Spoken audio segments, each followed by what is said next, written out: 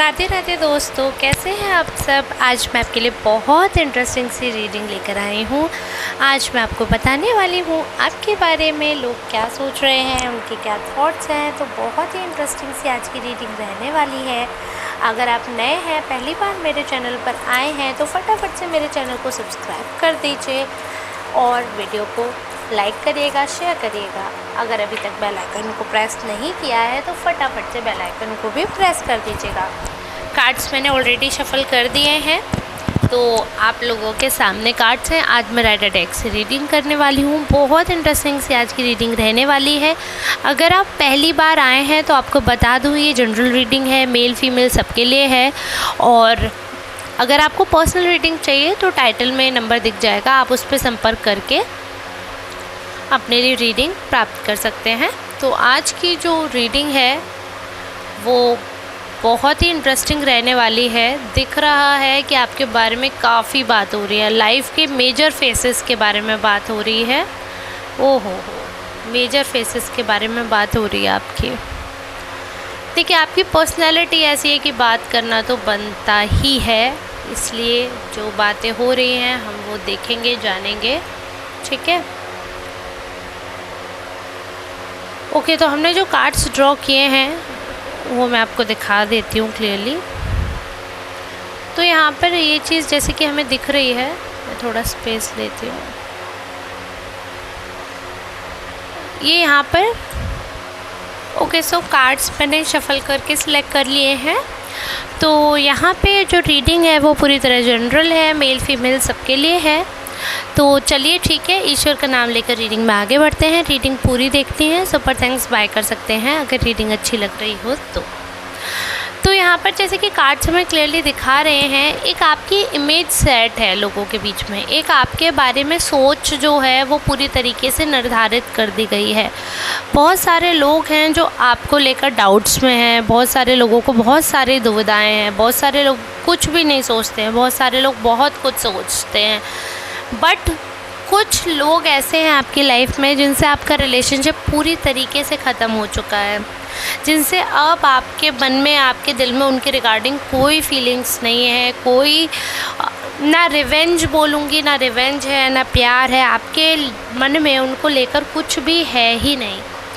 But उस कुछ भी में एक चीज़ जो दिख रही है वो ये है कि फीलिंग्स इतनी प्योर थी आपकी, इतनी प्योर। आप एक ऐसे पर्सन रहे हैं जो सारी चीज़ें प्रॉपरली बोलना जानते हैं, जो सारी चीज़ें प्रॉपरली कहना जानते हैं, जिसके लिए अच्छाई बुराई सबका एक मायना है।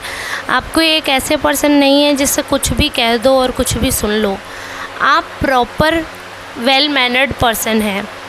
आपके बारे में जब लोग बात करते हैं ना, तो आपकी चार्मिंग पर्सनैलिटी की सबसे पहले बात होती है। जिस तरीके से आप लोगों से मिलते हैं, जिस हिसाब से आप लोगों को डील करते हैं, जिस हिसाब से आप सिचुएशंस को टैकल करते हैं, उसके बारे में बात ज़रूर होती है। हालांकि ये अलग बात है कि लोग आपको किस हिसाब से जज कर रहे हैं या उनका पर्सनल पर्सपेक्टिव क्या है आपको लेकर, ये अलग बात है। बट ओवरऑल आपकी पर्सनैलिटी को देखकर आप एक स्पिरिचुअल पर्सन भी नज़र आते हैं लोगों को। आप एक ऐसे पर्सन भी नज़र आते हैं जो बहुत पॉजिटिव वाइब देते हैं। आप एक ऐसे पर्सन के तरीके से भी जाने जाते हैं जिसके साथ लोग रहना एंजॉय करते हैं। आपकी जो वाइब है वो लोगों को बहुत ज़्यादा पसंद है। आपकी जो एनर्जी है वो लोगों को बहुत अच्छी लगती है। आपके साथ रहने मात्र से लोग जो है वो ऐसा फील करते हैं कि लाइक उनको इतनी पॉजिटिव फीलिंग्स आती हैं आपको लेकर, और उनको ऐसा लगता है, देखो आपकी एक वाइब है जिसकी बात हो रही है। आप एक ऐसे पॉजिटिव पर्सन हो, लोगों को लगता है कि जब भी उनका आपसे कोई इमोशनल कनेक्ट बनता है ना, तो वो एक चीज़ अचीव करते हैं। एक जब भी पर्सनल कनेक्ट आपका बनता है तो आपकी चीज़ें बहुत नेक्स्ट लेवल पर पहुंच जाती हैं।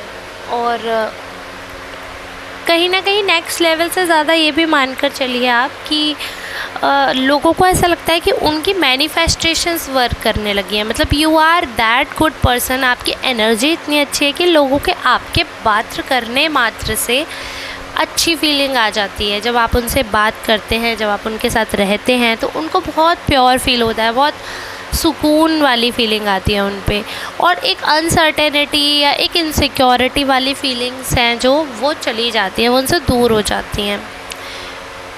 ये हो सकता है कि कई बार आपके बहुत ज़्यादा स्ट्रेट फॉरवर्ड होने से या आपके कई बार कुछ कहने से कुछ लोगों का दिल दुखा हो। ये आप समझिए कि आप जब कुछ बात कहते हैं तो आप थोड़ा सा प्यार से कहेंगे तो वो चीज़ें बेटर रहेंगी। तो ये हो सकता है कि आपका दिल दुखा हो, ये हो सकता है कि सिचुएशंस ऐसी ना रही हो जैसी होनी चाहिए, या हो सकता है कि ऐसा हो कि आपने काफ़ी ज़्यादा, आप बहुत ज़्यादा हर्ट हुए हो, ये भी हो सकता है।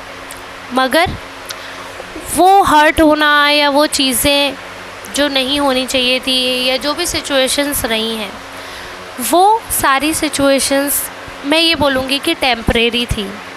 आपसे इमोशनल कनेक्ट लोगों का टूटा नहीं है। आपकी छोटी मोटी लड़ाइयों से या आपके डोमिनेट करने से या आपका ऐसा कुछ भी कड़वा बोल देने से कोई भी आपका रिश्ता ख़त्म नहीं हुआ है। जो ख़त्म हुआ है वो उनके कर्मों की वजह से हुआ है। उन्होंने आपकी वैल्यू नहीं की, उन्होंने आपको समझा नहीं, उन्होंने आपकी कदर नहीं की, और अपने ही एक नशे में वो लोग रहे। और फिर होता है ना कि ईश्वर जस्टिस तो करता ही है ना, बट वही है कि कई बार हमें जो न्याय है वो भी अन्याय नज़र आता है। कई बार जो हमारी सबसे प्रिय वस्तु है जब वो हमसे दूर जा रही होती है तो हमें ऐसा लगता है कि हमारे साथ गलत हो रहा है, बट एक्चुअली में हमारे साथ न्याय हो रहा होता है। वो वस्तु, वो इंसान हमारे लाइफ से जाना बहुत ज़रूरी होता है। उस समय पे बहुत ऐसी सिचुएशन होती है कि अगर वो आपकी लाइफ से नहीं गए तो शायद आप लाइफ में कुछ ना कर पाओ, लाइक आप सरवाइव ना कर पाओ, लाइक कुछ तो नेगेटिव हो सकता है और बहुत ज़्यादा टॉक्सिक हो सकता है आपके लिए। बट आपने वो सारी चीज़ें ठीक की, आपने वो सारी चीज़ें मैनेज की। बहुत से ऐसे लोग हैं, बहुत से ऐसे जानने वाले हैं आपके जो आपको समझते हैं, बट आपने ना अपनी रियल पर्सनैलिटी कभी को दिखाई नहीं किसी को।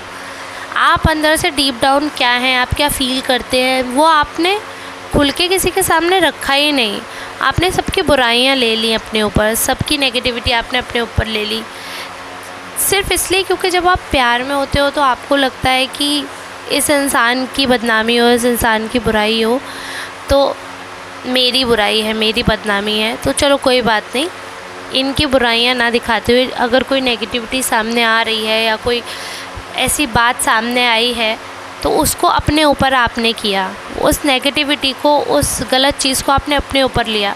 मतलब ये जो गिविंग नेचर है आपका कि आपने दूसरे की गलती होते हुए भी उनका साथ दिया, आपने उनकी तरीके से व्यवहार नहीं किया, उनकी तरह से आप उस डीप नेगेटिव लेवल पे नहीं गए, आपने उतना नेगेटिव, उतना टॉक्सिक उनके साथ बिहेवियर नहीं किया है। वो आपके संस्कार थे, वो आपका नेचर था।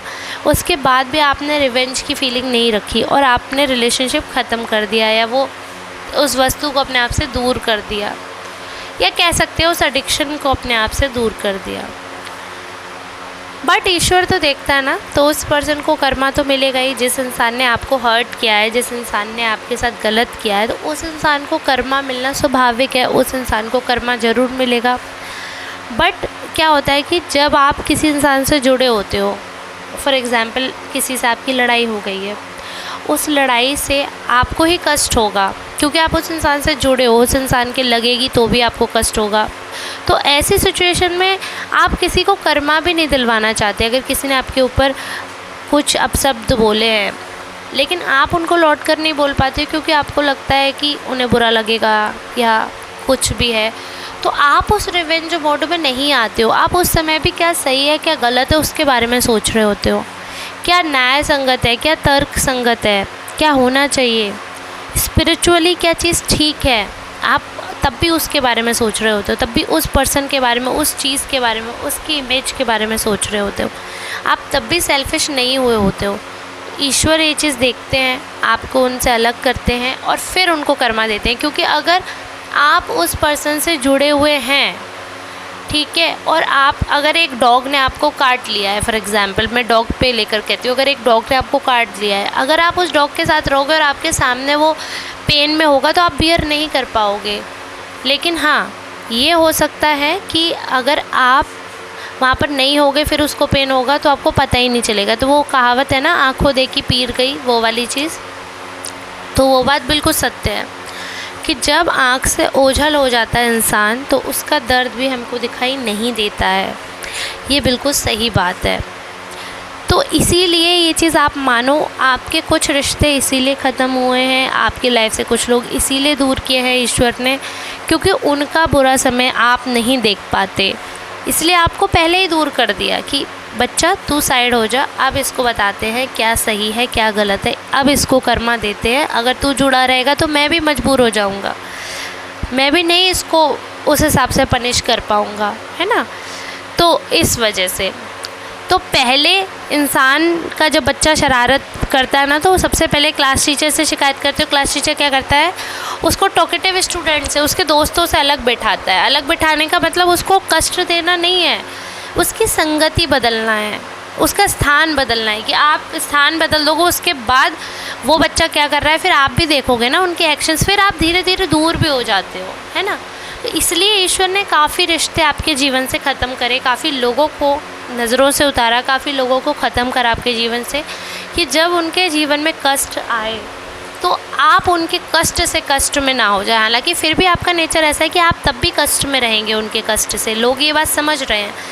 बट इतना एक्सप्लेन करने का मतलब सिर्फ ये है कि जिन लोगों ने आपको छोड़ा, जिन लोगों से भगवान ने आपको दूर कर दिया अनफॉर्चुनेटली, उन लोगों को अब अपनी गलतियों का एहसास हो रहा है। अब उन लोगों को एहसास हो रहा है कि उन्होंने किसके भड़कावे में आकर आपके साथ गलत किया, किसकी बातों में आकर आपके साथ गलत किया, अन्याय किया, या उनके नज़रिए में वो ठीक कर रहे थे।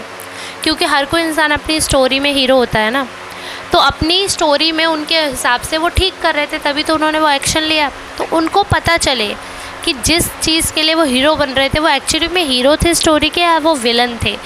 तो वो सारा सिनेरियो उनको, कहते हैं ना जब इंसान दूर जाता है या गुस्सा उतरता है तो उसको सब सच समझ आता है कि कौन सही कौन गलत, सब कुछ इंसान को पता होता है। लेकिन आँखों में पानी होता है जिसके वो सुधरता है, और जिसकी आँखों का पानी ख़त्म हो जाता है ना, वो बेशर्मी पे उतर आता है, वो जान के भी अपनी गलती नहीं मान सकता है। तो ये इंसान उन बेशर्मों में से थे। लेकिन ईश्वर का डंडा जब पड़ता है ना तो अच्छे अच्छे से उधर जाते हो। यहाँ पर तो आप देख रहे हैं ईश्वर का डंडा नहीं, ईश्वर की तलवार पड़ रही है। तो जब ईश्वर की तलवार पड़ रही है तो चेक के अब आ रहे हैं आपके पास कूद के माफ़ी मांगने। आप फील कर रहे हैं कि आपके साथ गलत किया, क्योंकि आप एक ऐसे पर्सन हैं, आप एक ऐसी पर्सनैलिटी हैं जो सब अपने लिए सोचते हो। ऑब्वियस ही बात है, काफ़ी अच्छे दिखते हो वो भी अच्छी बात है, काफ़ी इंटेलिजेंट हो वो भी अच्छी बात है, बट आपने कभी किसी का बुरा नहीं किया। आप एक ऐसे पर्सन हो सबका अच्छा सोचने वाले। तो एट द एंड ईश्वर को भी आपका अच्छा सोचना था, तो वही हुआ। आई होप आप समझे होंगे आज की रीडिंग को। आपसे लोगों का इमोशनल कनेक्ट इसीलिए है बिकॉज कहीं ना कहीं डिवाइन पावर जो है, जो सुप्रीम पावर है, उसकी ब्लेसिंग्स हैं आपके पास। तो ये चीज़ क्लियरली दिख रही है यहाँ पे। ऐसे ही और रीडिंग के लिए आप मुझसे जुड़े रह सकते हैं, संपर्क कर सकते हैं पर्सनल रीडिंग के लिए, ठीक है। तो पर्सनल रीडिंग के लिए अपॉइंटमेंट बुक करने के लिए नंबर दिया है, डायरेक्ट मेरा नंबर नहीं है, तो आप व्हाट्सएप या कॉल के माध्यम से चार्जेस पता कर सकते हैं पेड रीडिंग के। ओके, ठीक है। और सारे तरीके की रीडिंग आपको मिल सकती है, आप बस संपर्क करके पता करिएगा। अब इसी के साथ मैं लेती हूँ विदा, मिलेंगे नेक्स्ट रीडिंग में। तब तक के लिए आप सबका बहुत बहुत धन्यवाद। राधे राधे।